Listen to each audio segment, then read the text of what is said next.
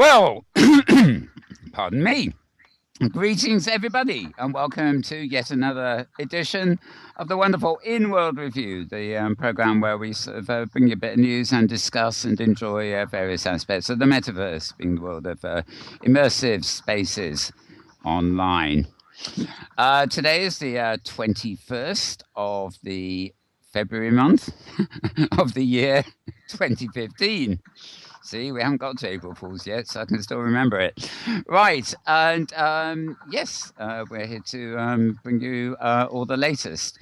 We are coming to you today from our own MetaWorld studios on the absolutely wonderful Great Canadian Grid, which is also, of course, on the hypergrid, so accessible from every grid around, really, except for possibly a few of those odd ones that still lurk around as walled gardens. But enough of them. We'll probably end up touching on them too as the program progresses. Now, today, one of the guests I hope to have today has flu. Right, so she's not going to be here. It's actually 3rd November, but she was actually responsible for introducing me to the other guest I do have on the program today. So before I actually head into anything else, I'm just going to introduce who we got here in the studio, since you may hear their voices from time to time when I shut up. Right, to my left, of course, we have Tara Yates. Welcome, Tara. Thank you, Mel. To my right, I have Maria Goriloff. Welcome, Maria. Well, thank you, Mel, for having me. Always a pleasure. And over at the far left, who's also filming us today, we have another regular to the program, Petlove Petshop. Hi, Pet. And I can't hear her. But last and not least, I should say, we do have our special guest today. And his name is Tip Corbett. Yes. Yeah. Thank you, Mel. I've been calling him Gregory all day because avatar That's names, and yes, I might just call you Gregory from time to time. It's very confusing. I'm sure you don't mind. Oh. Right, and we'll be talking to Tip a little bit later. But welcome to the show, Tip. You are, of course, you are very interested in virtuals, but of course, you are also a concert pianist. And we're going to be hearing a bit of music from you, aren't we, later? Yes, with any luck, that will be the case. Right. And for those who watched a rather ill-fated show we did the other week, I can assure you that we have tested the stream quality, at least in our audio recording this week. So you're in for a real treat, even though you won't see any lips moving. But there again, you don't sing, do you, Tip? No, I don't. So, I do have the piano right there, so yeah, good to go, as it were. Yeah. Right, well, I'm going to go back to our sort of slightly more regimented format this week, and that is I'm going to hand over to Tara and Maria for the latest news headlines. I'm going to ask them to sort of stick to the headlines without too much comment, and give them sort of about 7 minutes each. Then we're going to actually hear a piece from Tip, and then he'll be coming back and joining us on the stage for a little chat, and then later on after that we'll probably get another little piece from Tip, but we will be entering our sort of open discussion business. And I'm looking at myself on the monitor and realizing my lips are not syncing at all, so I'm going to try and do something about that. Thank but meanwhile, could you turn off the editing beam too? Somebody's editing. Right. It'll drive me nuts all the show if it goes on. Yeah, yeah, editing beams are a bit of a pain, aren't they? Yes. Okay, so let me start off and hand you over to Tara. Hi, Tara. Hi there, and I guess I should turn my mic back on so that you can hear me. Yes, it's the old mute yourself trick. Anyway, greetings from the Pacific Northwest, where unlike the eastern half of the United States, we are basking in sunshine, and it's spring is arriving. Anyhow, to move right into news, this was a holiday week in the U.S. On Monday was President's Day holiday, and that meant that the Linden Lab for Second Life did not do any major deployments this week due to it being a short week. So I don't have any major Eat Your Vegetables segment as far as that part of things go. A couple of events have launched this week. For starters, the 2015 Sci-Fi Convention Yes. opened yesterday and runs through. I had the date here. Oh, phooey, where'd the date go? It runs through March 1st. So it runs this coming week. There's a scavenger hunt, and I also noted, particularly for those of you who are sci-fi movie fans, you can in Second Life see movies twice a day, actually at midnight and at 9 a.m. Second Life time, which is a reasonable time for European folks, and that includes they're showing Avatar. Next on the 27th. So at 9 to 11 a.m. and from midnight to 2 a.m. that same on Friday. So there you go. If you haven't seen Avatar, there's your chance. Although it won't be in 3D. Sorry. Not 3D in a 3D space. My goodness. Yeah, well, you can't have everything. Natasha Rand had a nice video up, I think it was this morning or last night actually, which for the sci-fi convention, which actually showed a vehicle that's been built. It's like an aeroplane that takes off vertically on funny little spiral things, and if you're visiting that build, you can fly around in this plane to all the places on all the 4 sims. It looked like it did. Six Sims. Yeah, six Sims. Yes. So the plane looked rather neat. So I'm sure the Sims are too. Yeah. Yeah. Anyway, this actually becomes sort of the kickoff, the notable kickoff event in the ongoing series of events leading up to Relay for Life weekend in July. Also from the Relay for Life folks, starting today and running through March 7th. Is the 2015 Paint It Purple campaign on behalf of RFL in Second Life. This campaign is aimed at raising awareness and excitement as the official launch of the year's fundraising season draws near. Basically the idea is make it purple. And if you stop by the American Cancer Society Island, you can pick up an official Paint SL Purple kit. So you too can do all that. Let's see. Also, I've got to find a way to bring my purple suit into Open Sim, haven't I? The old purple suit. Sorry. Yeah. Interesting change that NRPA caught up with in the Linden Lab. Board of directors. Mitch Kapoor has stepped down. This was a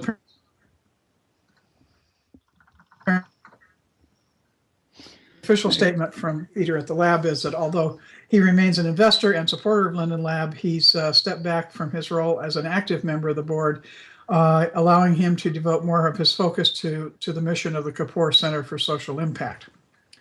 And that leaves 3 people on the board, on the Linden Lab board. Dana Evan, Bill Gurley, and Jed Smith. And I will let you look up their resumes if you're interested. An interesting build I'm going to have to go see, I think, in Second Life in one of the Linden Endowment for the Arts opened, I think it opened last weekend. Yes, last Sunday. Mad Tone.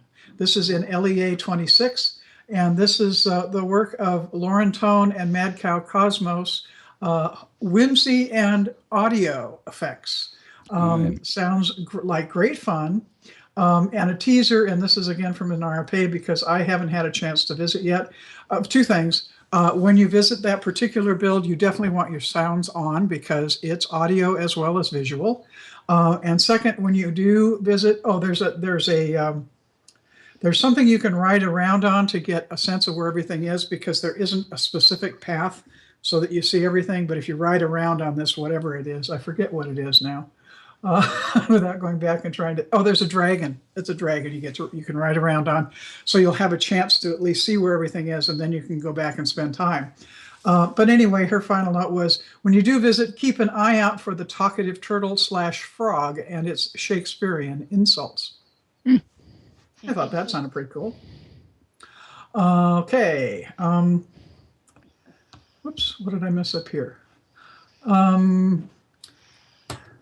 Facebook is apparently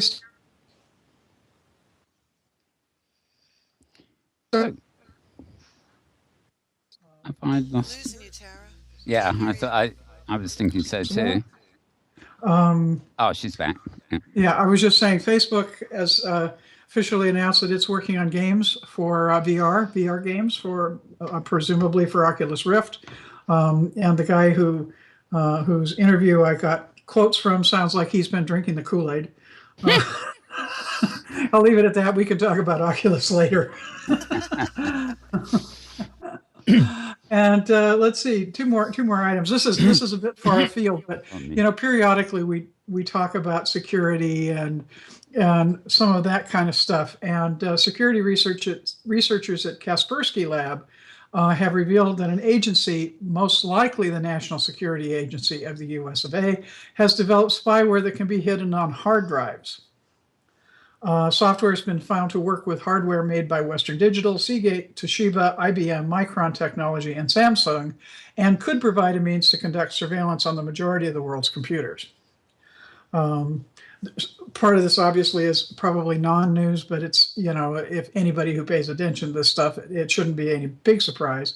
Kaspersky, they found a series of different backdoors detecting variants of the software on machines in over 30 countries, including Iran, Russia, Pakistan, Afghanistan, and China. Anyway, but the final note was the researchers believe those operating the backdoors have been highly selective and only established full remote control over machines belonging to those most desirable foreign targets. And then the editor goes on, if you're not a senior official in a foreign government, a top scientist, a well-known journalist, or a radical activist, you're probably fine this time. Probably. There's no surprise Putin's not happy, really. Okay.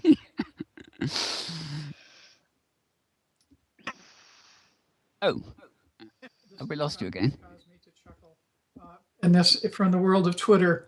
Under its new remarkably human Pope, the Catholic Church seems hell-bent on reaching a bejeweled hand towards its flock. And this week, which was Ash Wednesday, on Wednesday, they had hashtags. Oh, God, yes, I meant that. Which apparently most of them featured pictures of priests. Yeah, selfies of priests with the Ash Wednesday ash on their foreheads. Sporting silly grins and various things. So, but the hashtag definitely that was noteworthy. It's bigger belief, really, but never mind. Yeah. Anyway, that's enough for me.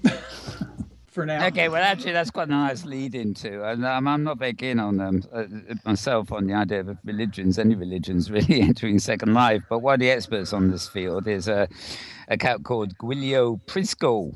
Italian, I believe. He was involved in a podcast sometime last year where we had they were meant to filming Philip Linden in World and Philip Resdale rather, and it of course the moment he arrived it all crashed because they tried to do it on one sim and they ended up doing it as an RL webcam thing. However, Karen Lavelle actually points out that Giulio Prisco has been talking about religion in virtual reality and says, will it work for him this time, she says. And actually, she references quite a lot of articles in that, one of which was a post on Maria's blog, in fact. Needless to say, I'm summarizing here, as usual, from my Twitter stream, which you can find at twitter.com/malburns. And that makes it easier because I can't possibly copy all these posts from my iPad onto the machine we're talking on. And, of course, Viewmaster, that old little slide thing for kiddies, has now adapted itself to virtuality. Doesn't sound like my kind of virtuality, but it does sound like it might be cute for kids. Let me see. I'm just going to quickly going through my list here. I'm not going to cover the hypergrid business ones unless Maria misses them. Yeah, right. The first virtuality rock opera, the rock opera's Kickstarter, launched, it was 6 days ago. It was about this time last week. And sadly, I can't remember what the rock opera is called. I'm just going by the links. Right, that's one of Maria's. Of course, there's one of Maria's too. And that's a video. Let me see. Yes, I finally posted a tweet myself this week announcing that login.greatcanadagrid.ca:8000 broadcasting is now open for perusal, as is Melbourne's estate to the south. But that's not really news, is it? Right. Now, interesting, 4 days ago, we actually found out, and Maria will probably tell us more about this, that OS Grid has finally confirmed that it has recovered all its assets. This is still good news, but still no estimated time of arrival, as Maria puts it. So there's good news and bad there, I suppose. OpenSIM users have passed a 25,000 milestone, active users, that is. Again, Maria. Quite a few posts at the hypergazette.blogspot.com. They go for destinations and events happening all around the hypergrid, as indeed is the Corin Journal. Various articles you find in my feed: how virtual reality technology is changing documentary filmmaking. Virtual reality porn is coming, and your fantasies may never be the same. We'll skip on that. I think we diverted there a bit last week. An article on Fashion Week. Fashion Week brings virtual reality to the runway. Now, this doesn't mean they're doing Fashion Week in virtual worlds. It actually means that they are. Fashion Week itself is featuring items of clothing that are wearables and to do with possible walking down the street, colliding with lampposts with virtual reality in your face kind of thing. We will see. Kitely merchants continue to switch to exports. Adult metaverse, fastest growing community. Oh, now this is the interesting one. And Maria has this too, but Apple have been awarded a patent for a VR headset that's sort of getting everybody buzzing, really, because whenever Apple get a patent, people think, yes, Apple's got that one. 13 firms join open source virtual reality. Again, that's Maria. More tubes. Abbey Worlds reopens as a fun grid. You can tell us about that, Maria. Fun indeed. Right. Yes, there's quite a few here. I'm going to leave this to Maria. I can't hijack all her headlines. Firstly, if you check out danielvoyager.wordpress.com and also all over the place, you will find links to Virtual World's Best Practices in Education 2015, various updates and reminders, and we will be filming all the keynotes and opening and closing ceremony of that, as we do most years. But what I can tell you is there's going to be 2 other channels as well as ours. Oh God, my thingy's moved to the wrong place again. Right, which will be doing more of the kind of workshop and virtual tours and machinima kind of things. So they're really laying on the goods this year. But yes, Daniel Voyager's blog has more on that. And there is a blog I never heard of before called Desert Dreams 1001 blog. That's all one word. Desert Dreams 1001 blog.wordpress.com. And published earlier. It says 6 hours here, but that is definitely not right because a lot of people have retweeted it, which is why I remember it. Once Upon a Time. Virtual Worlds and the Art of Virtual Worlds. And I think I posted out on Google Plus, where I put a lot of OpenSIM related stuff earlier today. And for some reason, it got picked up by a lot of people. So it must be good, mustn't it? Okay, well, as I say, all the rest of them are hyper-good business, I think. So, Maria, over to you for your 7 or 8 minute rundown of all that's new. The ones that I haven't cribbed off you already. Okay. So first of all, OS Grid's busy working on getting back up. The plazas are up. They're testing. They're having networking issues with their data center, hooking everything up. Melanie Thielker is helping them out, and she's the head of Avenation Grid. Good. Oh, sorry. And she's one of the core developers of OpenSIM. So very good news there. They're on track to getting back up. I'm really looking forward to it because OS Grid is such a force in the metaverse. This was also the week where I did my monthly stats report, and active OpenSim users passed 25,000 for the first time ever. Now, keep in mind that some grids count hypergrid travelers, some don't. By default, the stats do not include hypergrid travelers, and some grids count a large VAR region as several regions. Most, again, don't, because by default, a VAR region, no matter how large, is counted as one region. And of course, there's alts and other stuff. So these numbers are not necessarily exactly correct, but I think all the errors kind of cancel each other out. The important thing is the trend from previous months. And the trend from previous months, you can see by the graphs, is pretty much in an upward bound direction. So I'm very excited about this. I have started to include a little thing about what is OpenSim in articles whenever I remember it, because we're starting to get traffic from outside of the OpenSim community. You mentioned the religion article, which ran a couple of weeks back. That was picked up by, you already mentioned it was picked up by Gizmodo. Anna Lee wrote about it. And Red Orbit, also another technology magazine, linked to it as well.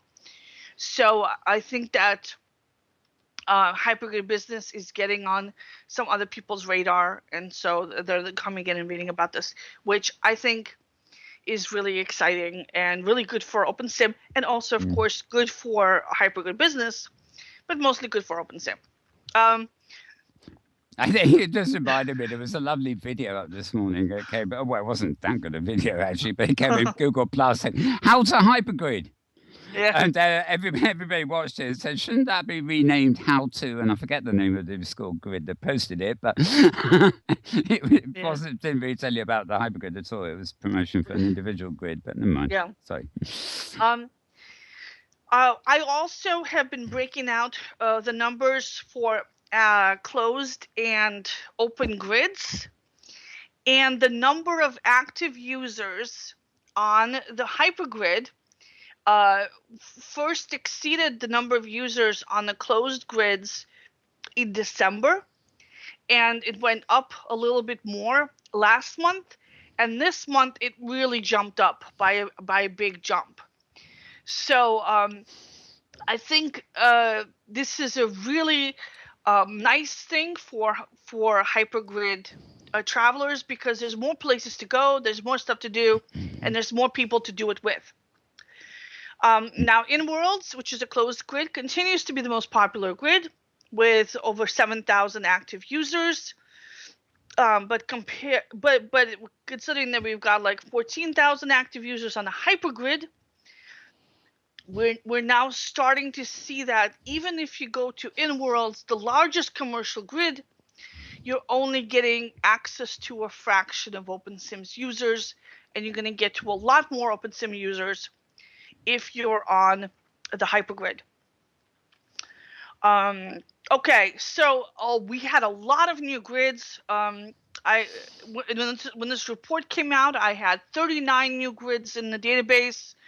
A few more, I got emails about them. Since then, we now have over 300 grids that are active and up, and more than 200 of those grids are on the hypergrid. So pretty exciting. And I also looked at the numbers for the communities in Google Plus. Google Plus last summer took down the real names policy, so you can go on there under your avatar name, which is pretty cool. And it just exploded for OpenSim communities. I've got a giant list of the communities in an article about the best metaverse communities, and I've also been tracking the numbers. The fastest growing community is the adult metaverse community. Mhm. It Would be. no, this was a concern. This issue. This is why I started tracking these numbers. Somebody said, everybody says that porn is a big deal in OpenSim, but I've been putting up stuff and nobody's been coming. I thought they were all in Second Life if they're looking for flying pink things. Well, yeah. And so like in OpenSim, we're all educators, we're all prim and proper, and hoity-toity artsy types. And that's not true. People in OpenSim are just as as everybody else. And I was just going to say that's a great name for a new TV show, Prim and Proper. It is. It is. You're right. So the adult metaverse community, I was hypothesizing maybe people don't want to be have associated with it. Maybe they're just looking at it without signing up. But no, they're signing up. So like I said, it is fast growing. People do want to know about this, and people do want to know what's going on. And so it looks like the reason that previous people haven't been able to attract a lot of people to their adult events is that they just weren't marketing them correctly, that they have to try some other marketing methods to get the word out and to bring people in. And one of the things that I think is really, really key in OpenSim, if you build it, they will not come. They might show up once, say, okay, well, this is nice, there's nobody here, and they will leave and never come back again. You want to jumpstart any location you have with events, with people, twist everybody's arm who you know, get them to come, make sure everybody's aware that there's going to be people there at a particular time, at a particular place, market that broadly, and do it over and over and over again until people start thinking, if I want to do this particular thing at this particular time, this is where I go.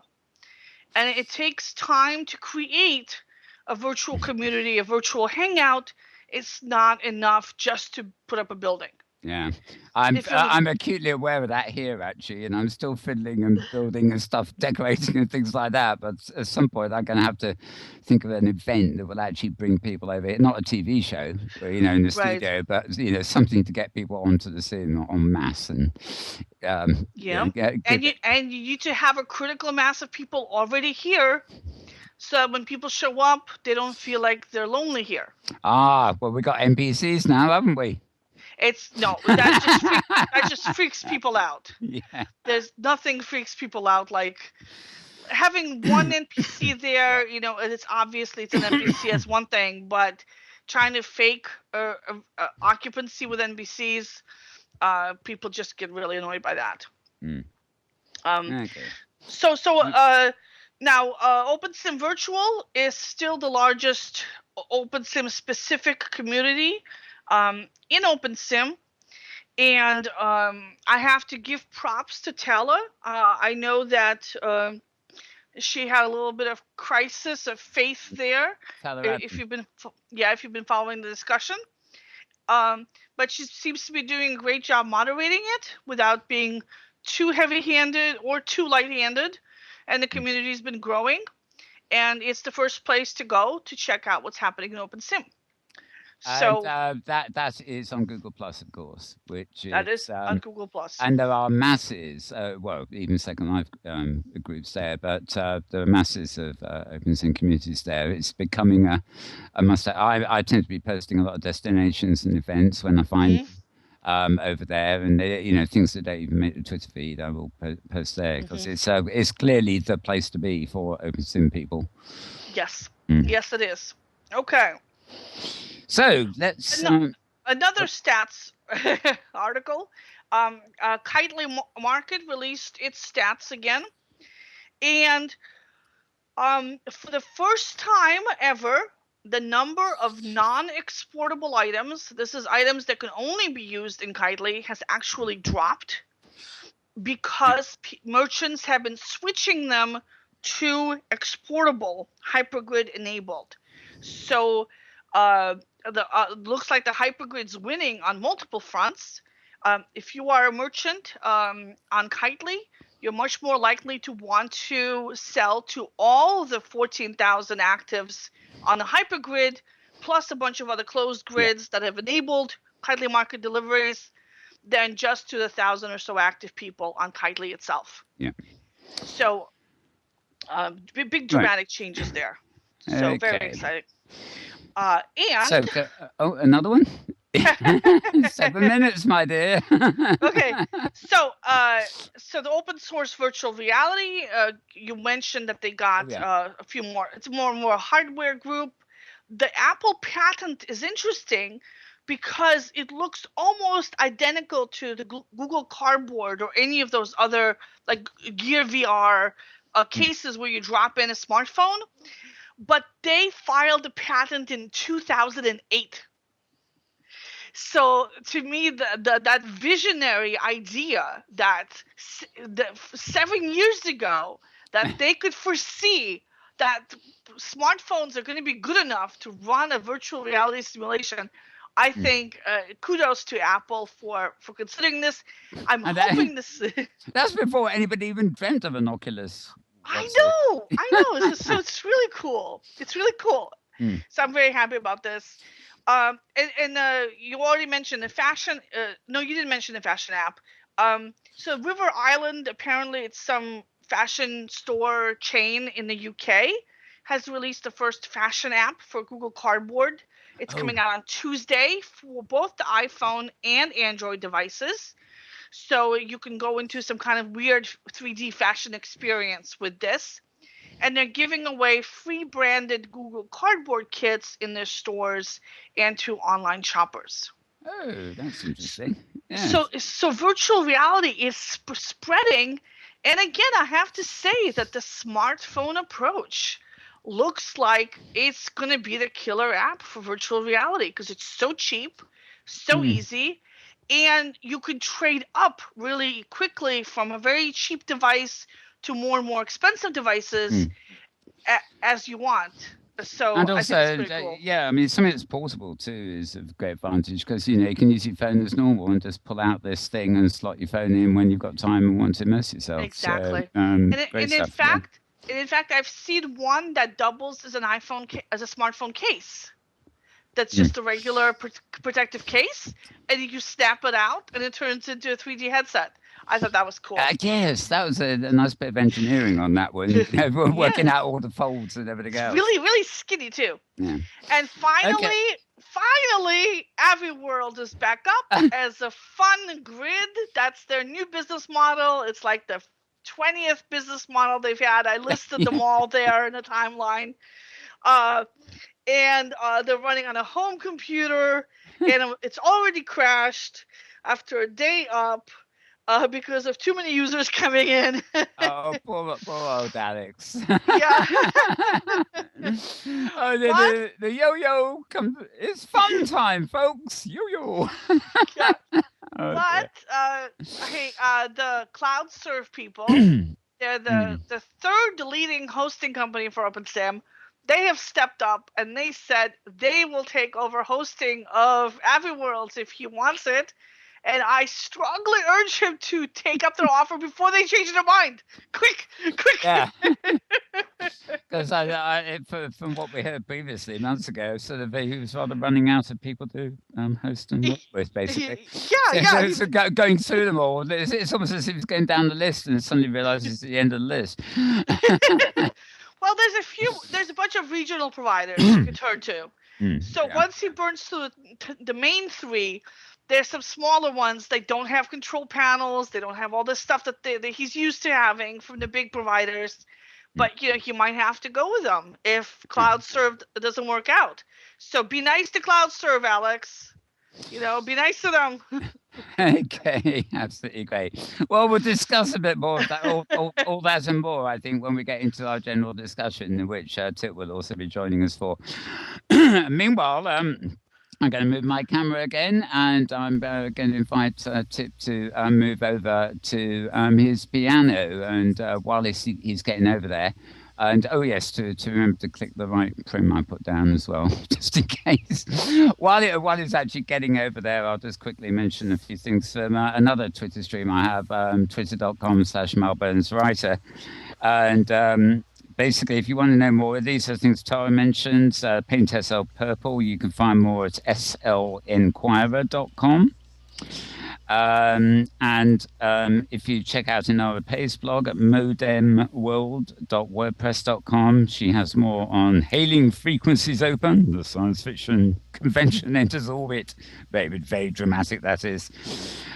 Second Life, as ever, they do produce at community.secondlife.com sort of highlights of the Second Life destination guide each weekend.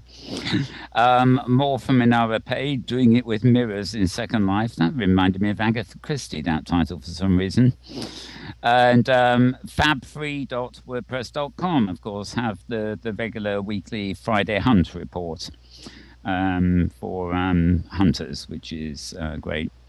And sl.governormarley.com had a piece called A Visit to Whispering Winds, where wind is spelt with a Z there in Second Life.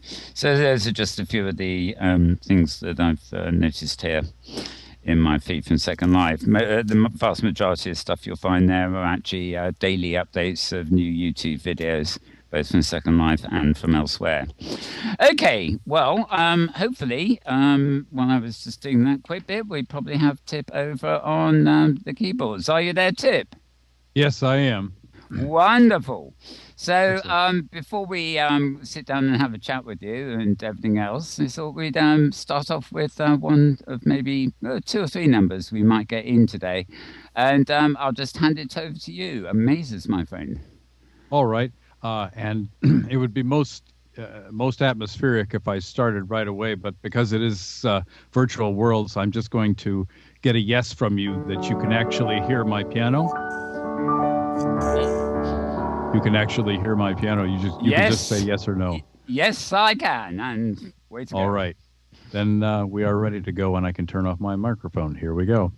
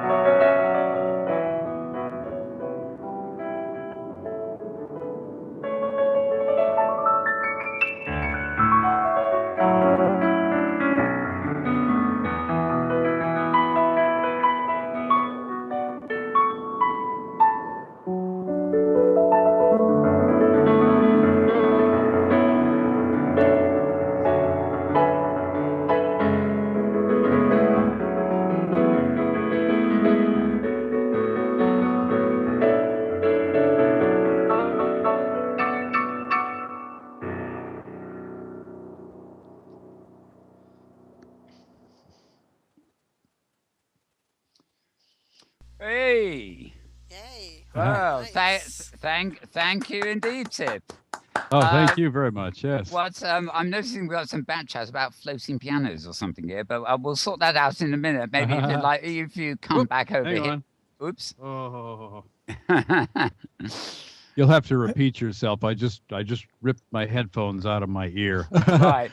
What did you just say? I heard I saw something in back chat about Yes, there is a floating piano. Yeah, no, okay. It looks okay to me, but never mind. Okay, well, Tip, if you want to make your way back over to us, we'll have a little chat. So, All right. do come back over. And I don't know if you already have something you call that, but I would tend to refer to that as not quite so simple gifts. Exactly. And I do want to add also, I guess this is an okay time to add it here. Let me jump over. I live in the town in Maine where Simple Gifts was composed 166 years ago. Ah, okay. There's a Shaker colony. It's called Alfred, Maine. It's in southern Maine. And there's a Shaker colony here, or there used to be a Shaker colony where a man by the name of Brother Joseph Brackett wrote that very tune and those very words 166 years ago, less than a mile from here.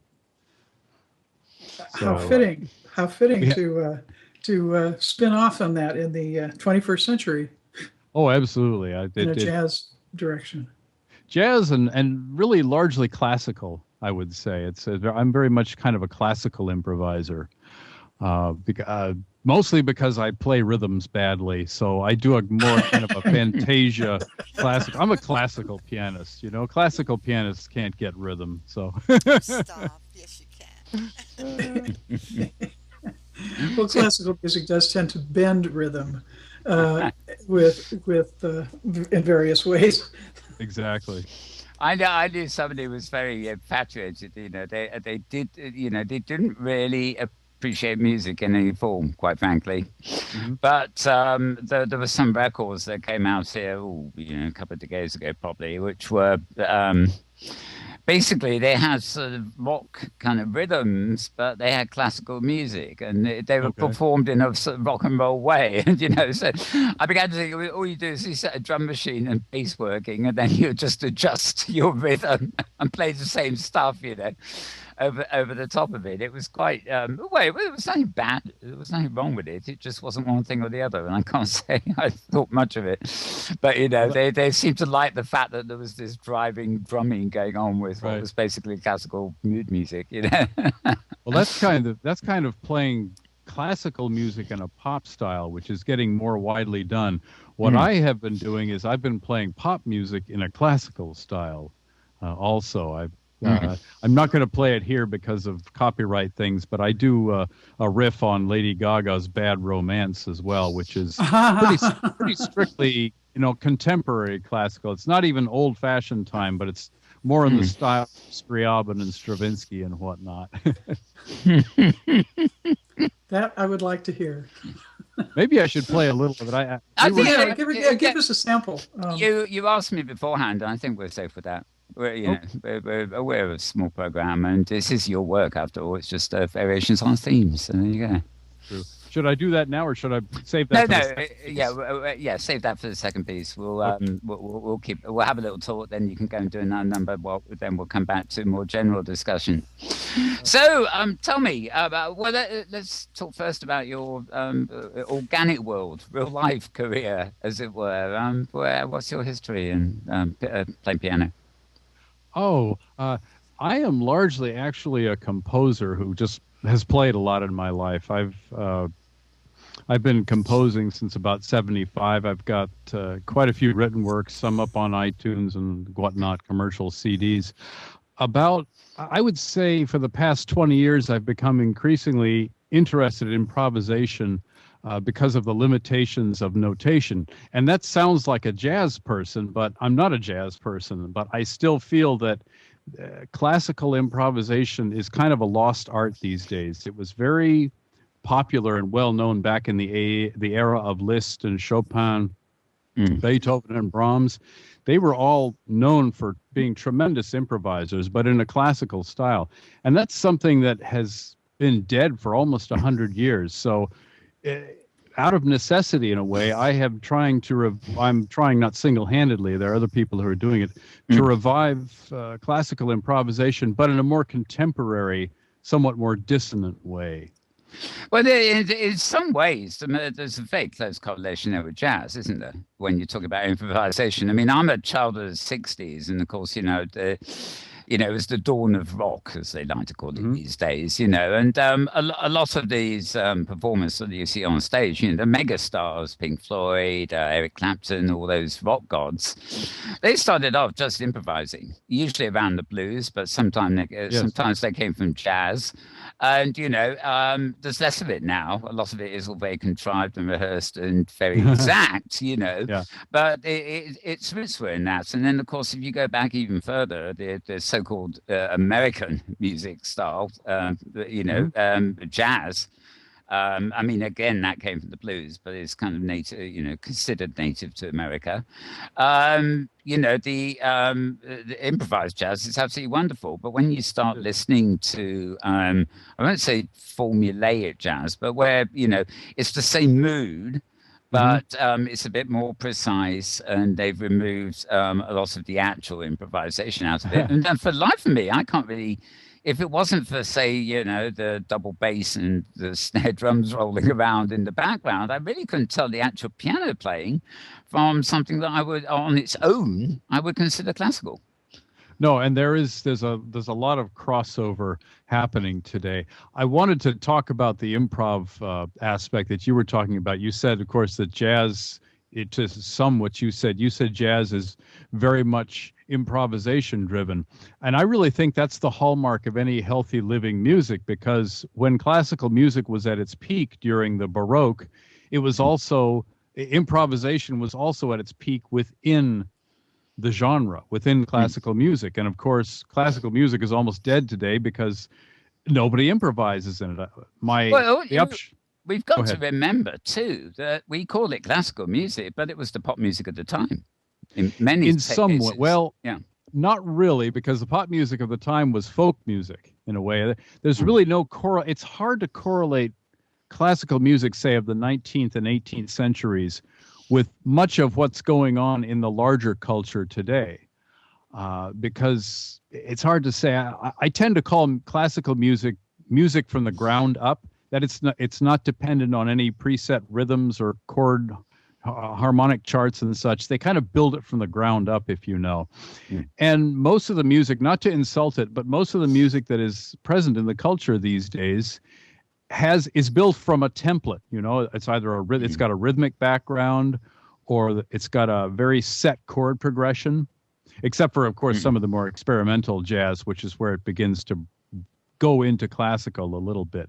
But there's been a paradigm shift in this, in the dominance of classical music in the 18th and 19th centuries to the dominance of popular and jazz music in the 20th and 21st. How do you feel about it's the opposite extreme, really, but when the modern sense, not discotheque, but the modern sense of what they call dance music started coming along, I guess it was late 80s, early 90s. People were working on with these manic rhythms, but what they were doing once you got used to those rhythms was working with layering. And there are lots of instances, I don't know whether you know them actually, but there are lots of instances where there's music that on first hearing was driving me out the wall a bit, to be honest, a bit agitated. On careful listening, you suddenly found these sort of layers of other sounds coming in. And a lot of people are actually sampling classical music to provide the context of these layers. So, they actually are, yeah. Yeah, so they've, this real melting pot of different influences, and even some modern day, what you might call rock bands, modern young bands, are actually, how should I put it? They're,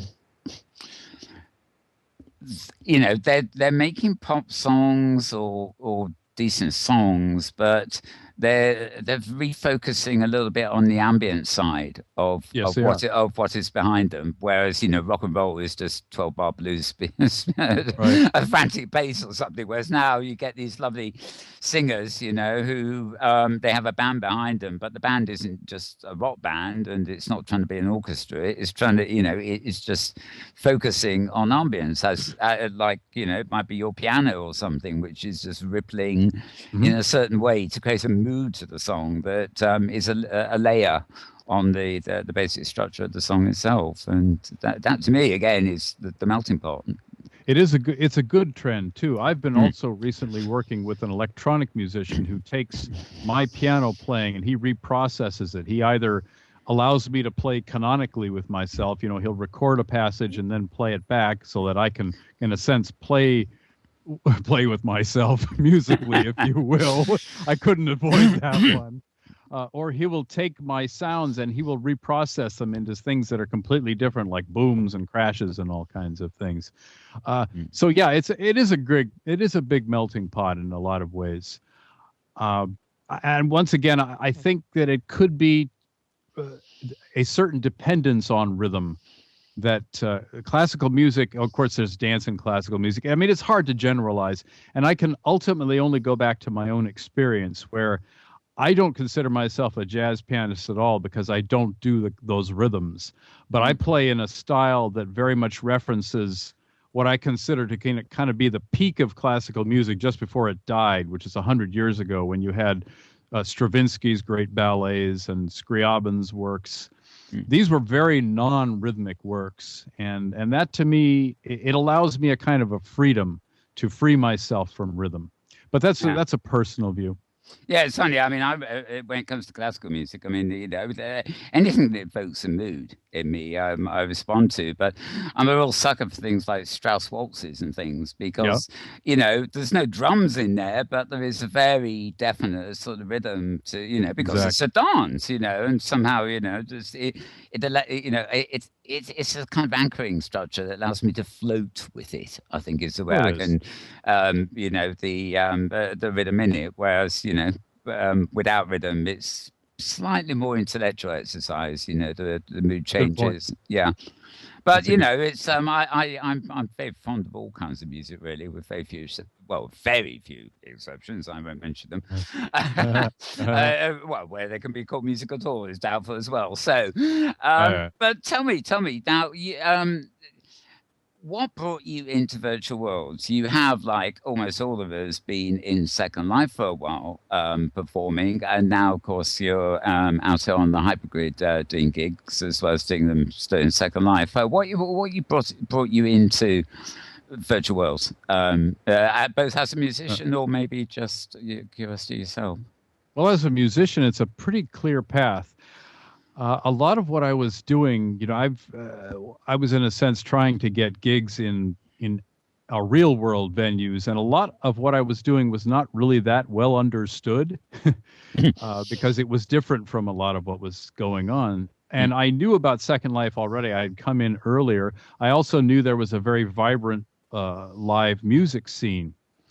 So I decided to play for a couple of agents and see what they thought. They liked it. One picked me up, and suddenly I was playing here much more than I could play in real life. And I find that people are much more open to new music here in virtual worlds than they are in real life. Not so much people, though, venues. And this is a financial thing, because it costs a lot less to run a venue in Second Life than it does in real life. And because it costs so much to run a real life venue, they also have to limit who they have musically. It's got to sell. It's got to get them tickets. So that's a huge advantage to being in here. And that's why I've been in here for 6 years and a lot more success in here than in real life. I would love to see this kind of paradigm carried into real life, this openness to new musical styles and trends and such. I wonder if it has to do with, virtual worlds as a place to immerse yourself and experience things, of course, is it's so obvious to me, not to everybody. But I suspect geography comes into this a little bit. I mean, your local jazz club is presumably not going to have rock bands. It's a jazz club. The same Right. with the local Yeah. the local dive that is a rock and roll bar or something. And on the bigger stages, of course, well, they're not round every corner like the locals are. No.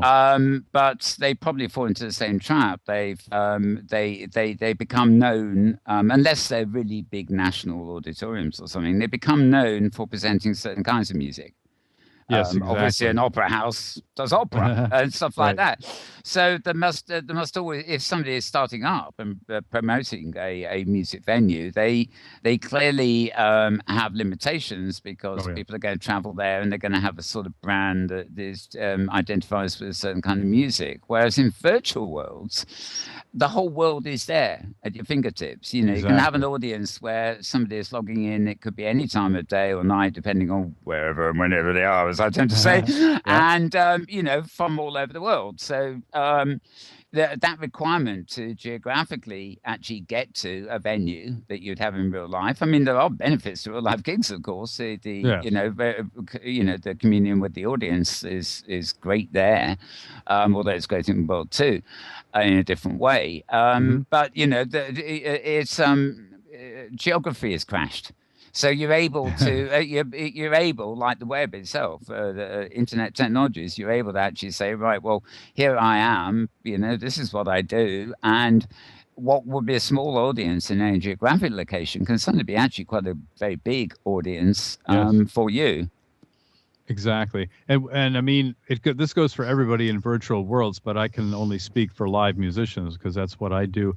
I really think we're pioneers in a way, and that what we do is going to become increasingly more important, and that real life will become increasingly more fossilized. To some extent, that's a financial thing, but just I see so much more interesting live music, such a greater diversity happening here in Mm. virtual worlds than in real life. And that's just really neat. That's why one of the reasons I'm here, one of the main reasons. Mm.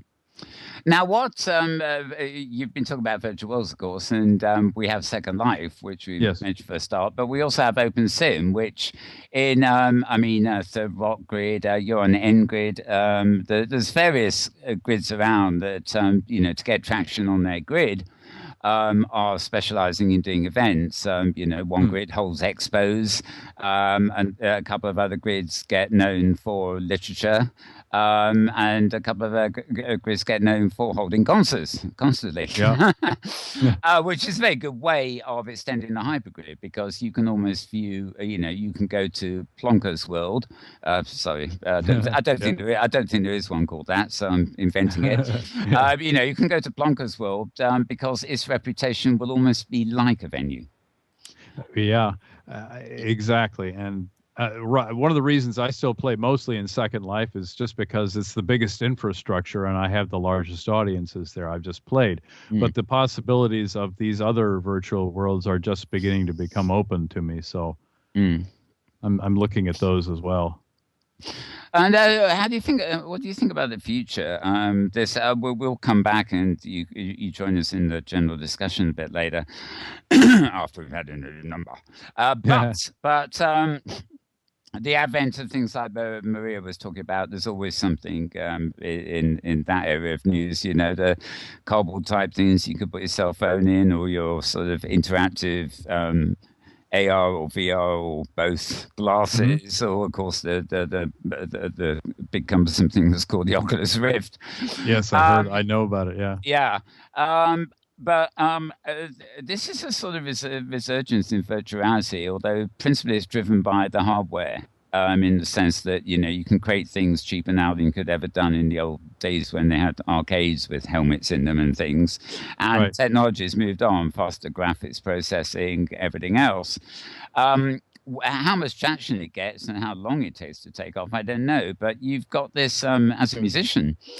we're already seeing. I think I mentioned one of the news highlights: the first virtual rock opera being filmed for Oculus Rift, or filmed for. The trouble with Oculus is they all film them for Oculus, and it doesn't necessarily mean that the layout of the two screens is going to work in anything else. But and Paul McCartney, of course, did a concert in San Francisco, I believe, where it was filmed, and you couldn't experience this live, but while they were filming it, they had 360 degrees, and when you watch the video playback, you're not watching a video like the show will look in replay.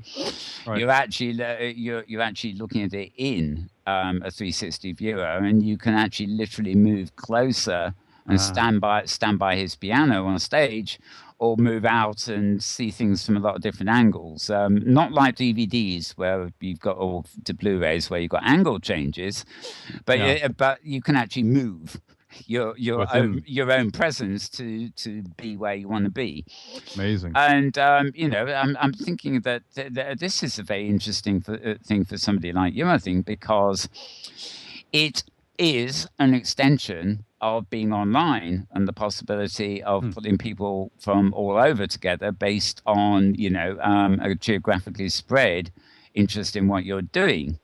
Yet at the same time, lots of the prototyping with these technologies is focusing on what we might call the traditional organic world type performances. So there's an interesting bridge here.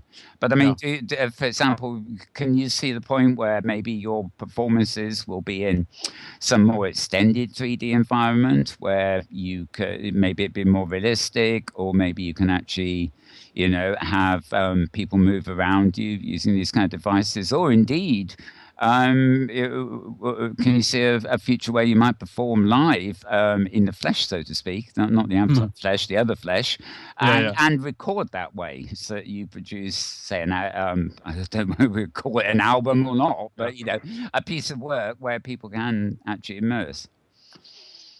Well, I mean, this is some of the first I've heard of this. I didn't even realize that Paul McCartney was doing that, but it certainly is a possibility. And one of the things that is connected with my name is the idea of mysterium, which is a notion that Scriabin had, once again, exactly 100 years ago.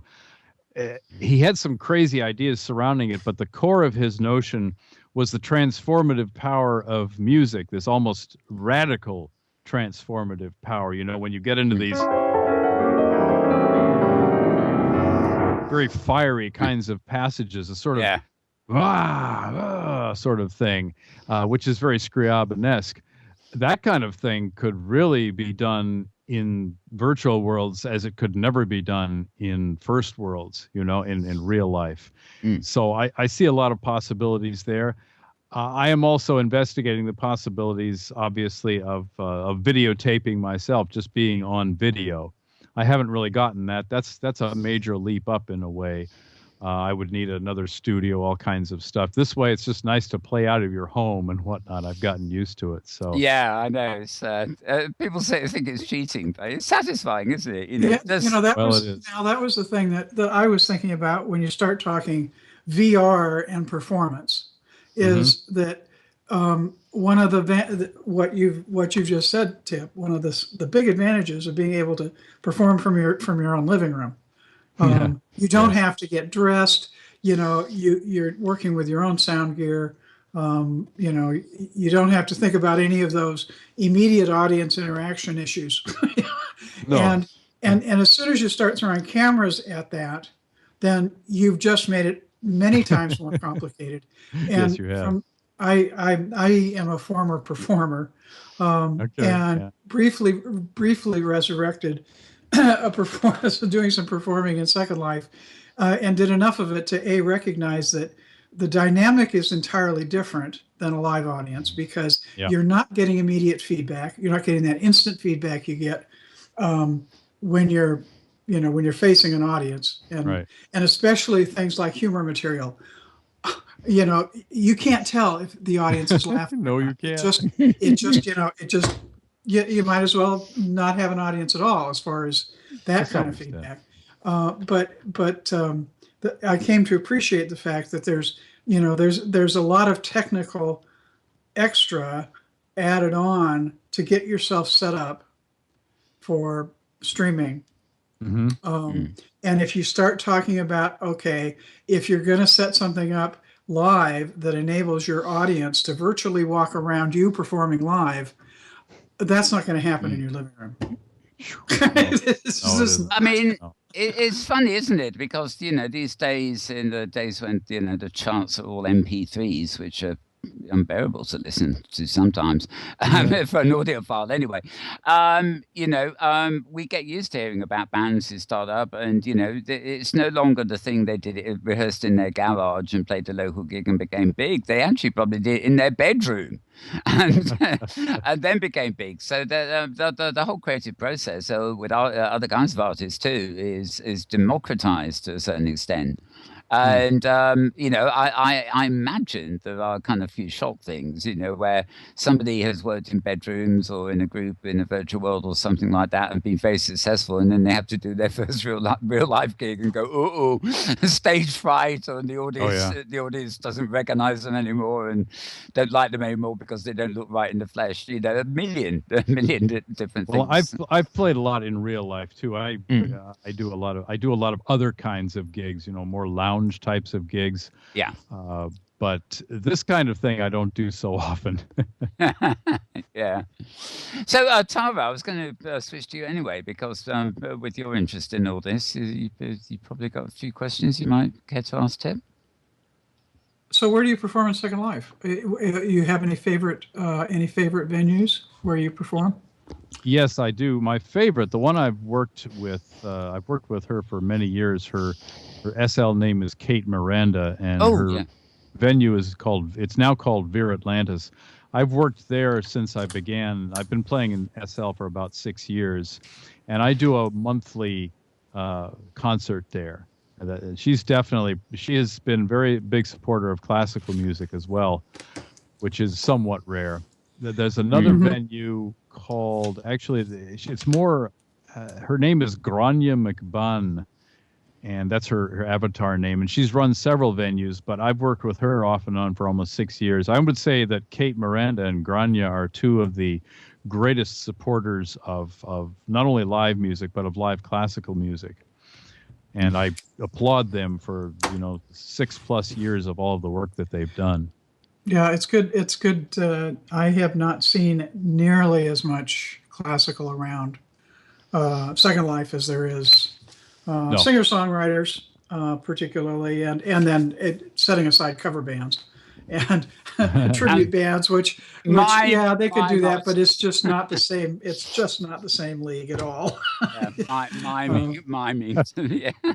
Yeah, miming and lip syncs and stuff like that. Oh yeah. But I was just curious what your. Have you ever played at the Rose Theatre? Yes, I have. I'm trying to remember who runs that. I forget offhand, but they quite often film. We get videos of an hour-long concerts that are filmed there, and those are mostly classical. Oh yeah, I've been filmed any number of times too. I've got on my YouTube site, I have a whole playlist of other people filming me and videos that are on their sites. So, give us that. Give us what's your account at YouTube? People can look you up. Oh, okay. It's just look up Composer Improv. Oh, all one string. YouTube.com/Composer Improv. Okay, and that's improv. It ends in a V. Yeah. Yes. Yeah. Yes, improv does. Yeah. Yeah. And in fact, my website is very easy because that's composerimprov.com. Very good. Uh-huh. I thought I mentioned it because you'd be surprised how many people will actually sit down and write that as composer improve because they add the E after the V. Even I have a tendency to think, there should be another letter after the V. Wouldn't have thought of it, but yeah. It's because I think there aren't that many words that end in a V. The instinct says there should be another letter. Right. Anything else, Tara? Well, the only other thing that was occurring to me, I don't know if a tip, if you had managed to, if you were around in Second Life when Grace McDonough did a couple of different rounds of productions where she created sets So she had a whole series of sets and had things set up. So it's called so music immersion, wasn't it? Or music yeah, immersion. music How long immersion. ago was that? Immersion. How long ago? It would have been 2008, 2009, roughly. That was just before I got in. Yeah. Yeah, I was going to say, I suspect if you're at 6 years, that it may be predating you. What was intriguing about what Grace did was she had things set up so that her audience, if you were in the audience, you sat and you moved between songs to a new set. And the sets have all been designed to work with the particular song. So they were, it was geared to the song. And it was a fascinating technique. It had some obvious limitations, at least at the time. She maxed out at about 20 people. Yeah. And if you accidentally stood up, you lost your seat and you didn't travel. Yeah, you were toast. Yeah, you just lost the group right there. It was not something for bandwidth to crash limitations at the time too, I would imagine. Yeah. Well, it was more the sim size. How many people you can put in a sim along with the sets, and have stuff behave. If you can imagine, Tip, it was like imagine you built a skyscraper with empty floors, and on each floor was a different set for a different song. And she was literally it wasn't as simple, but it was like she was taking everybody on their seats up a floor each time she started a new song, so they're in a new interactive environment. But of course, when you start counting the prims and the stuff that had to make up, a skyscraper full of sets, you're talking about a lot of stress on the servers. So it wasn't so much the music as the structure, but it was great. Of course, and at the time this was well before mesh, so there's a lot you can do now with mesh that significantly reduces the prim footprint. But it was intriguing as one of the explorations of doing live performance in Second Life that involved something more than just parking an avatar on stage and stupid animations, because let's face it, the animations that go with performing get stale pretty quick if you're watching. And of course, the other thing that's been done by a couple of groups have been using motion capture suits and performing live, and they're wearing motion capture suits, and then you have a whole different animal, because their movements around on stage are what they're doing, in a real life setting.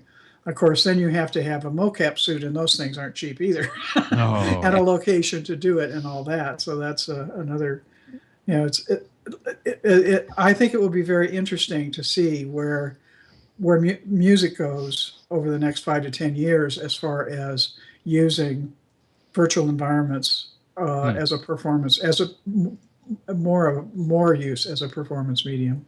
Exactly. Anyway. Okay, I'm sorry. I'm just looking at our studio here, and for some reason, a second camera came in, and we lost the stream. So if you just give me a second here, I'm pressing record again, and I'm re-queuing. Well, I hope it's Petlove's camera anyway, and we will get the stream back on air. It's yes, I see. We're doing. Yeah, looking good. So we're back. We're back on there. Something of that monologue of mine may have gotten lost, but that's okay. Well, I'll be back in 10 seconds. Hold on. We have it back. Okay, right. Okay. Well, I was just going to suggest Tip pops over to his piano again, and maybe does that one we were requesting. So really interesting stuff there, actually. And Maria, it's a good thing, isn't it? We're seeing music and a lot of the stuff that we think of in Second Life really starting to merge in force on the hypergrid generally. Yeah, I think part of it is Third Rock, because they're known for the music scene, and the Google Plus groups are now full of their announcements. So I thought that was great. A Virtual Highway is the other mid-sized grid that's known for their music, but they're still closed. as is of course Inworlds, which is the biggest one. And Craft, Craft and Franco Grid are more of the experimental, artsy kind of vibe. So yeah, I'm still waiting for a grid to show up that is just a music venue. That's just like one thing, like Nara's Nook is like that one thing that you do there, and they're known for that. I would love to see a grid come up that's just that. You hypergrid in, and it's the main venue. You land right there, and then there's maybe some surrounding regions full of supporting locations. But I would love to see something like that come along, and I think that would work as a business. Tip, I was going to suggest you head back over to piano. I think I lost you for the 10 seconds. So if you head over there again. Yeah, if you head. You're on the piano? No, I'll get over there though. Right. Okay. Thanks. Yes. So more music venues is what we want, and dedicated. Yes, Lady Gaga meets Scriabin. That's the one we want, Tip. Or at least the sampling, I'm saying. Yeah. Oh, I'll get my seat here. That's right. I have to click on the thing there. Excellent. Okay. The prim I made for you. Yes. Lady Gaga. All right. And I'm going to do one more thing. I'm going to crank my piano sound a little bit. I don't want to deafen anybody, but just give me a sound check on this. Is that too loud? Nope. That's good. Sounds okay to me. Maybe even a little louder. Still good. Okay. It's overwhelmed my headphones, but that's my fault. So yes, I checked the monitor. Sorry. It seemed to be absolutely fine. So, Right. yeah, okay. So yes, Lady Gaga. I guess Here we go. By popular request. Lady Gaga meets Scriabin.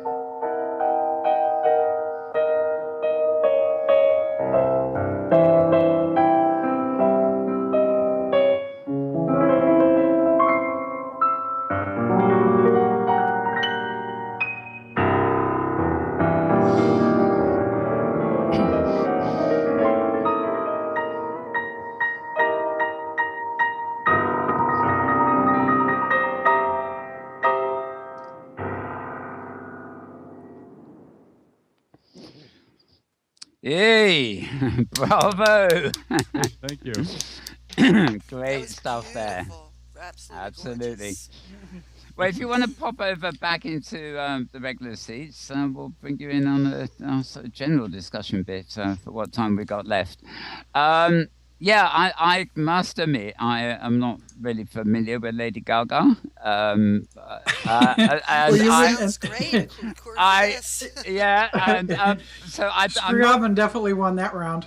Yeah, I'm just thinking I don't actually recognise anything familiar with there. It just sounded great anyway. So, And that, yeah, that's I'm having a little trouble sitting down here, but let me uh, go around. yeah, Whoa! yeah, just click on a single click on the chair should do it if you're lucky. You're off Yeah. cam, so don't worry about it. Is that But- terrible? I'm kind of sitting at an angle here. Do you Oh want me no, to stand? maybe choose sit on this chair instead. It's very Let me odd. try the other one. Let me try another chair. Maybe I.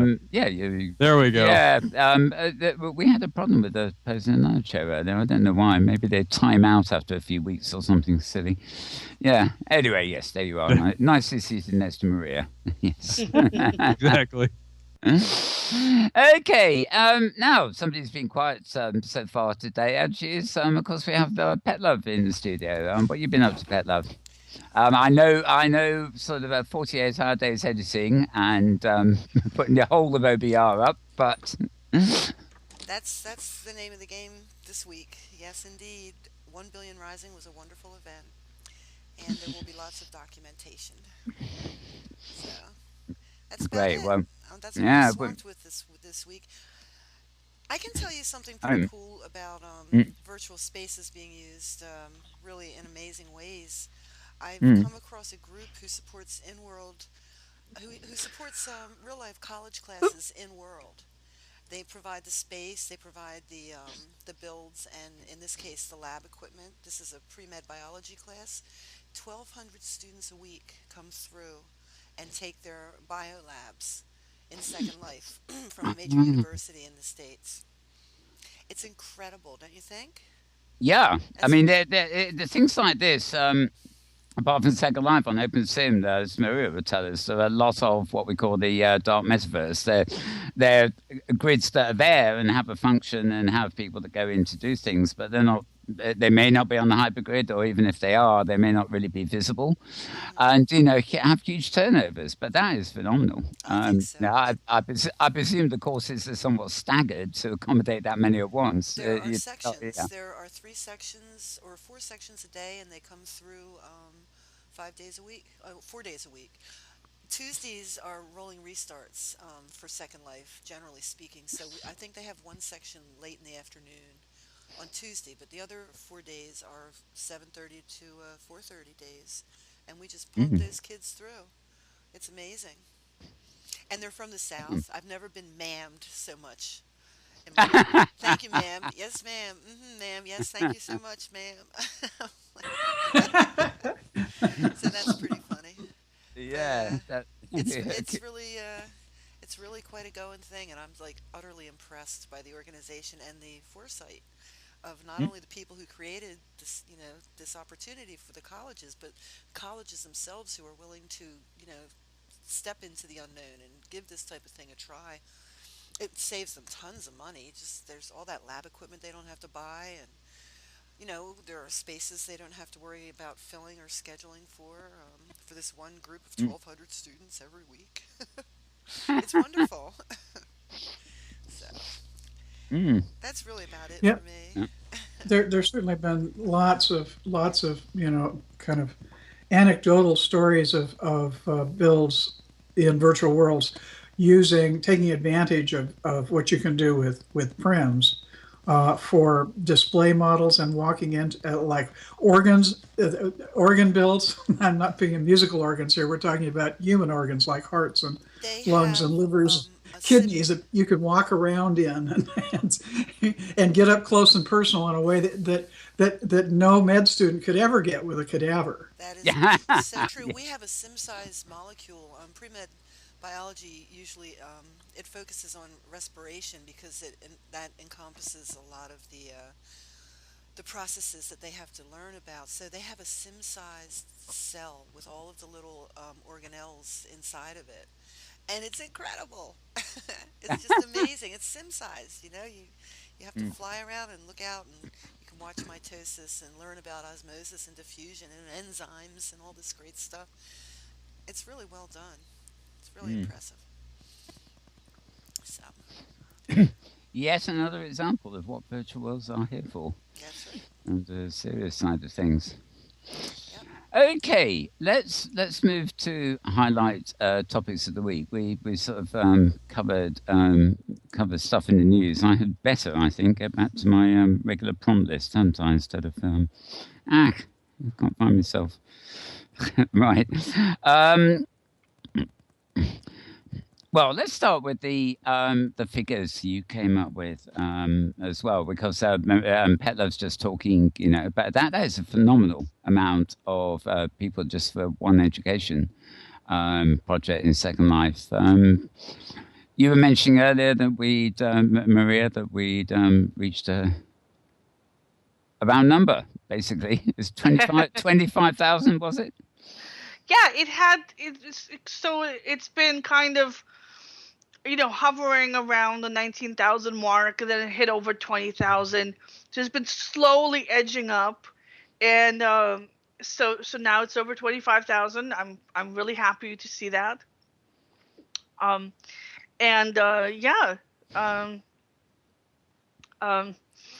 What do you want to know about that number? Well, no, it's just a milestone. It's just a milestone. I'm sorry, sort of a half concentrating there because I needed to switch back to my Twitter stream so that I got all my little prompts in front of me.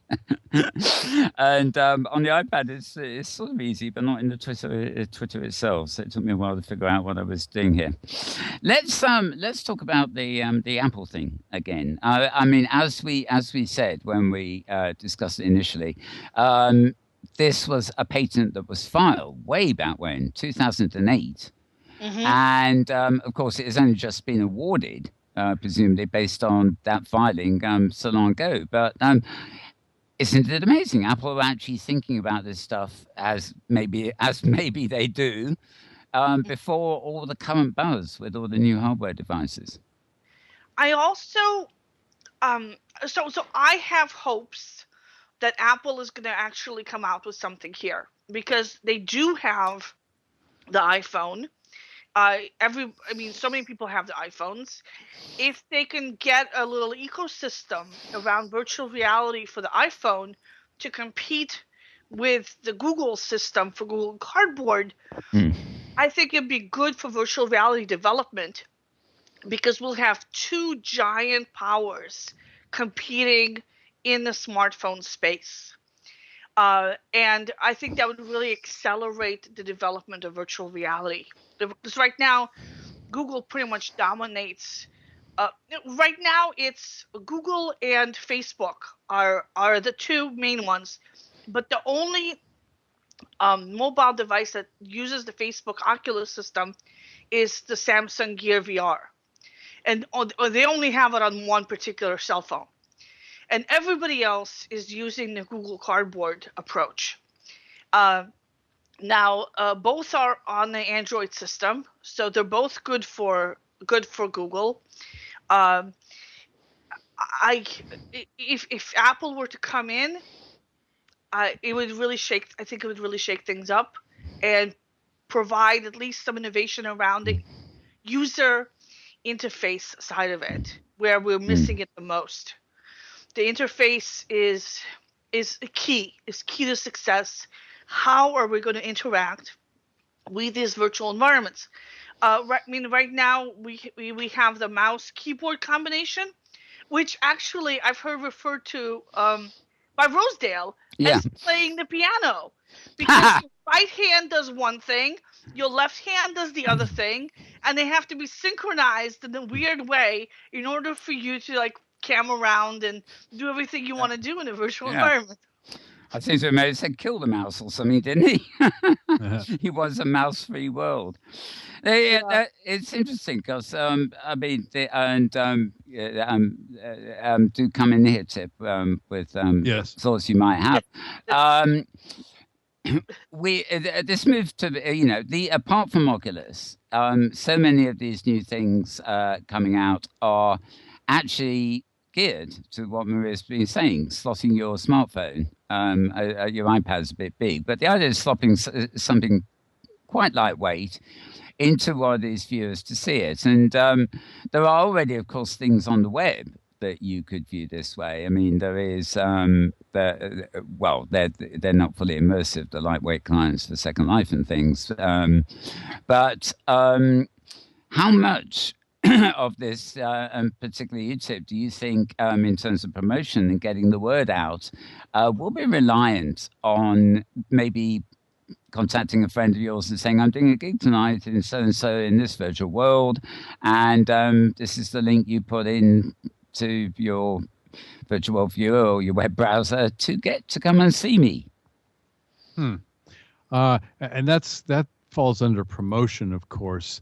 Now, one of the problem with my friends versus my real life friends versus my Second Life friends are to some extent a very different, technically, in terms of technical challenges. They're very different people, because the people I've met and known in Second Life, they obviously they deal with computers all the time, but most of my real life friends are pretty clueless as to what I do.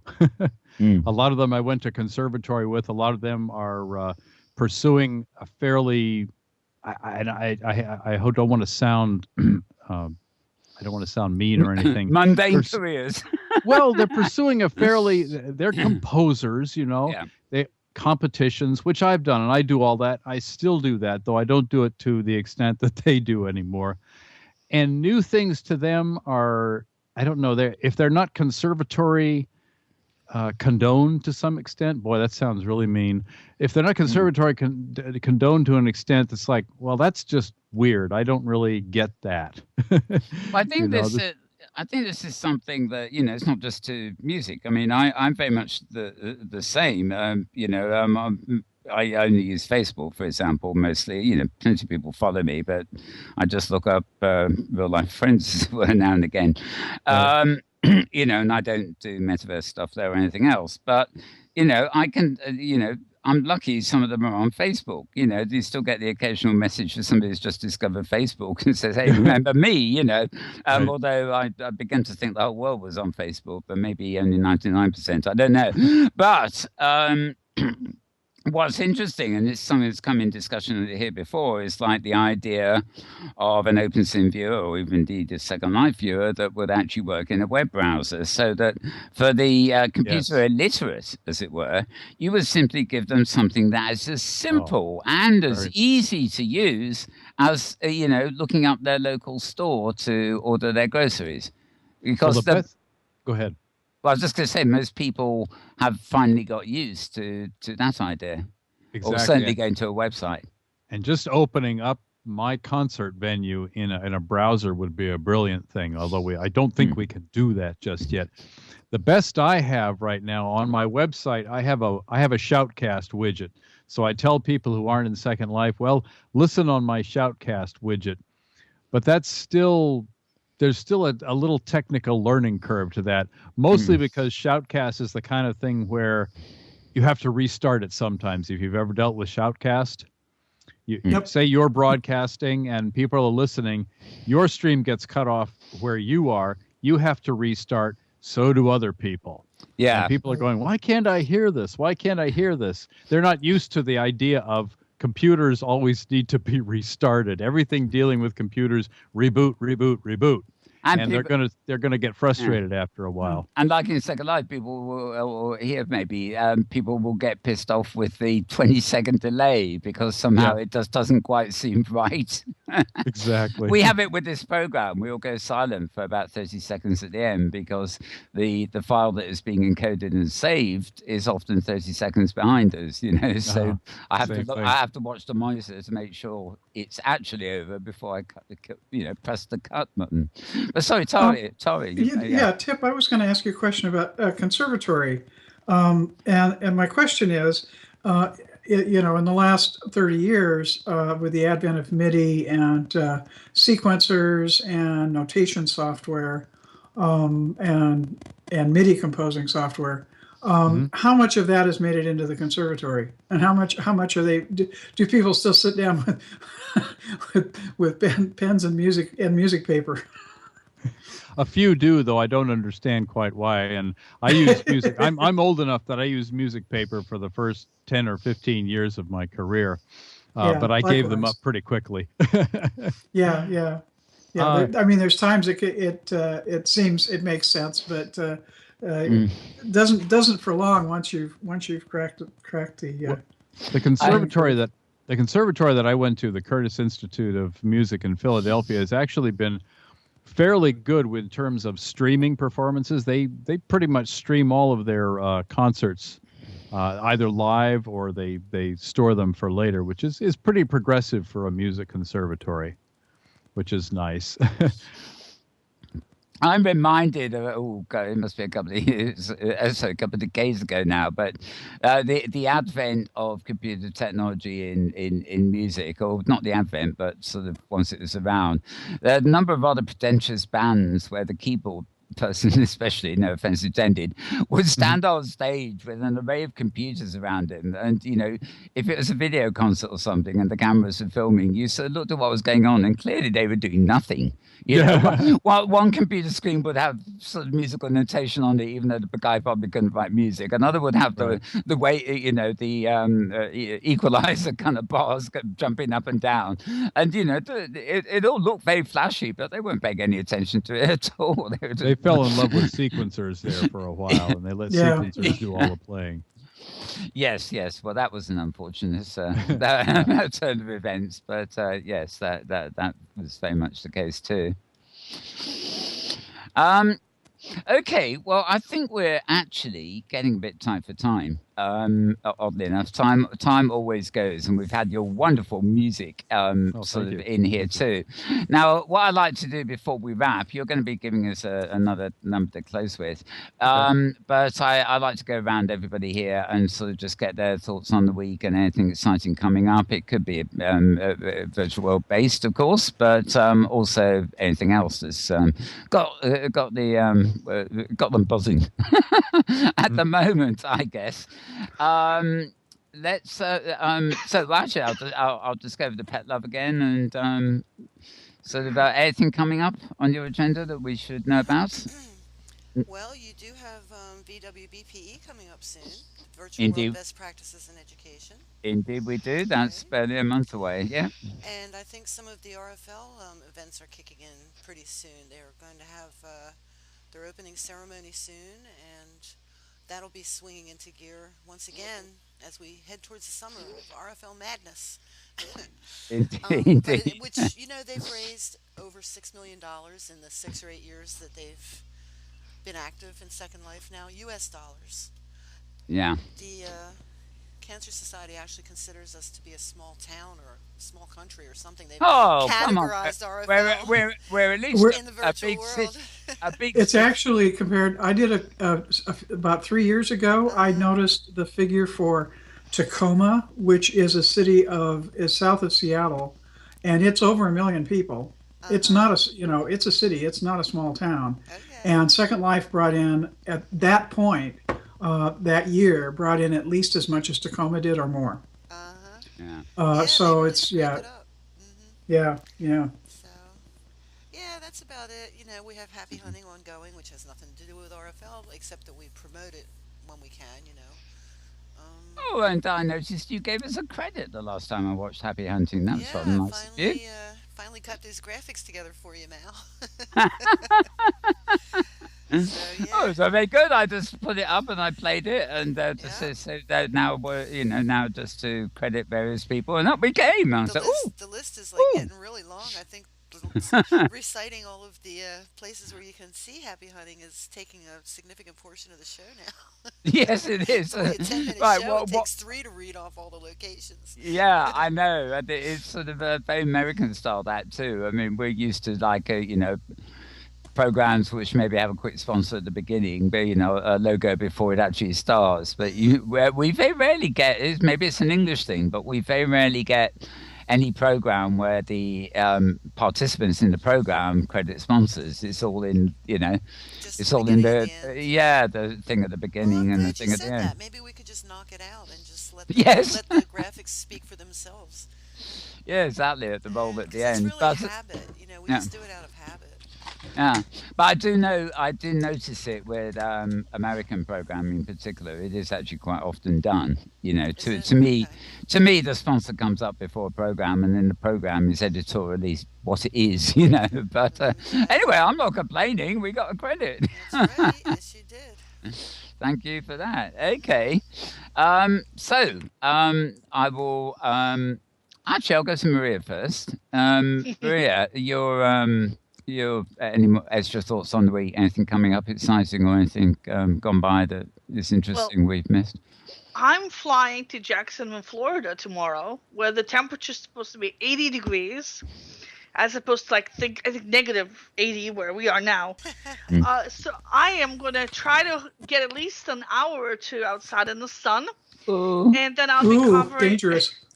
I'll be covering the technology conference for the rest of the week. So I don't know. I'm hoping to check in on OpenSim, but I think it's going to be a slower week than normal unless people write in and send me tips. And the address, of course, is maria@hypergoodbusiness.com. absolutely. Well, with a bit of luck, when we see you next week, you'll not only have that new hairstyle, but you'll have a slightly tanned skin on your avatar. Indeed. So I'm going to slather myself with the sunscreen so I don't burn. Yeah. So don't expect a tan. Okay. Okay. Oh, good. Always think about it. Right. Okay. So back to your tip. I mean, as I said, it's just the sort of thing where we get you to point out any highlights you've had last week, or anything coming up that I haven't mentioned already.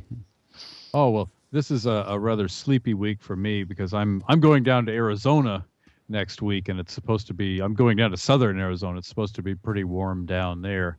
Oh, So yeah. I'll be dodging scorpions instead of snowflakes. Where are you based in the States, by the way? I'm in southern Maine, near Portland.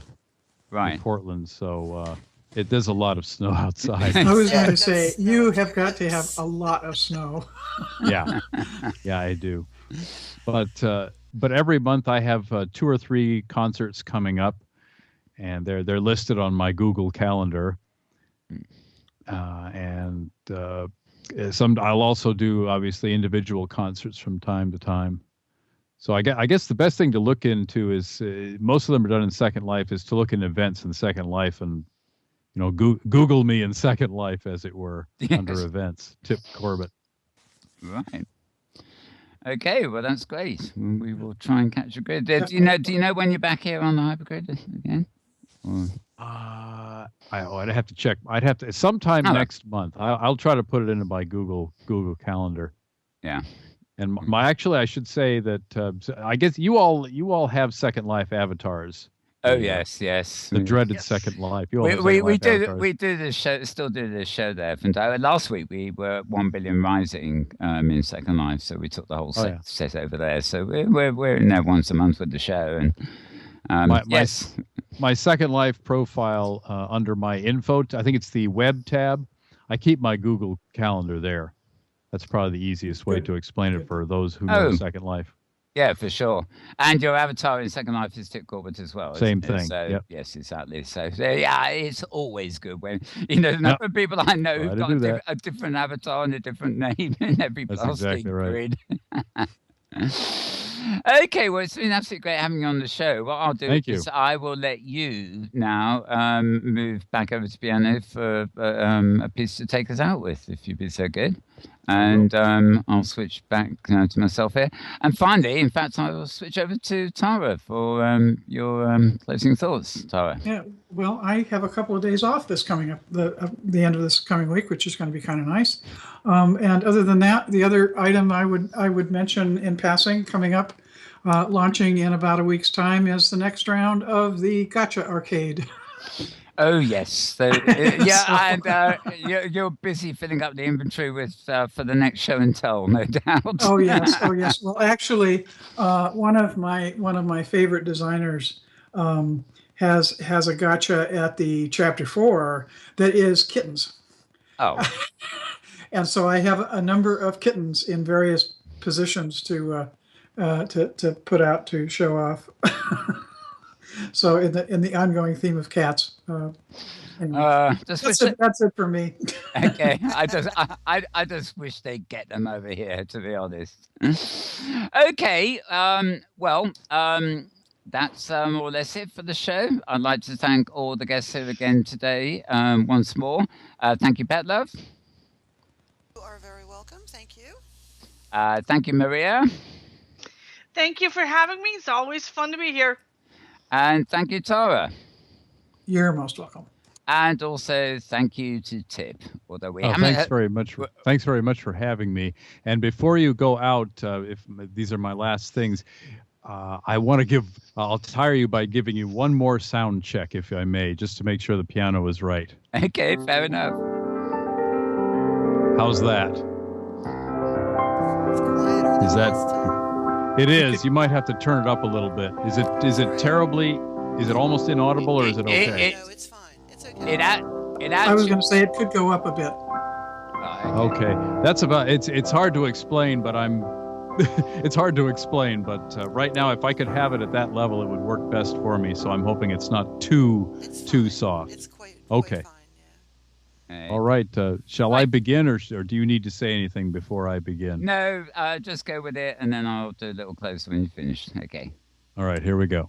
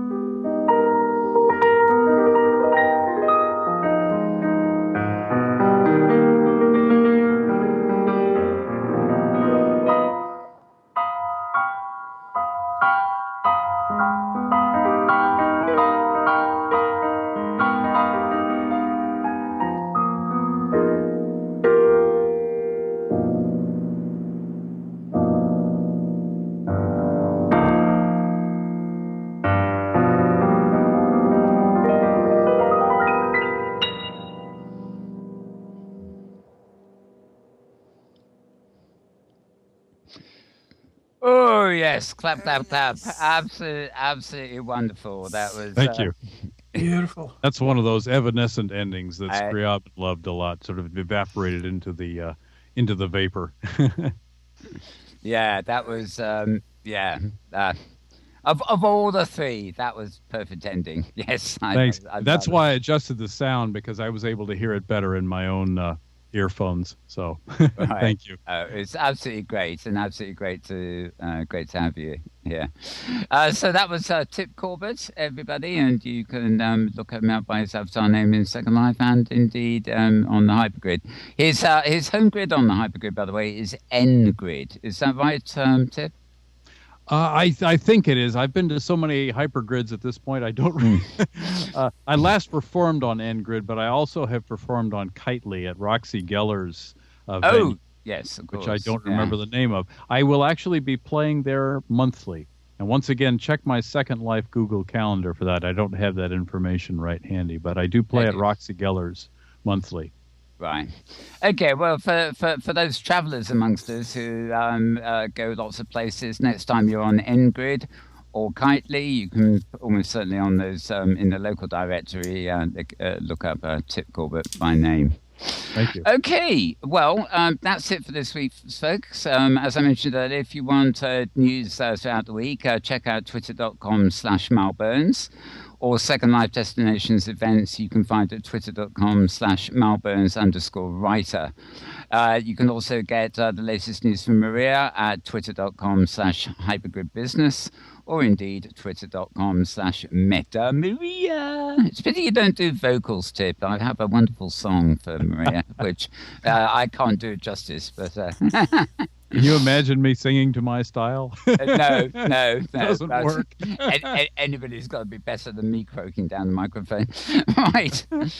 Okay, well, thanks, everybody. And as usual, I will wish you all a very good morning, or a very good evening, or a very good afternoon, which I missed, or indeed a very good tomorrow, depending on wherever and whenever you are. And we will see you soon.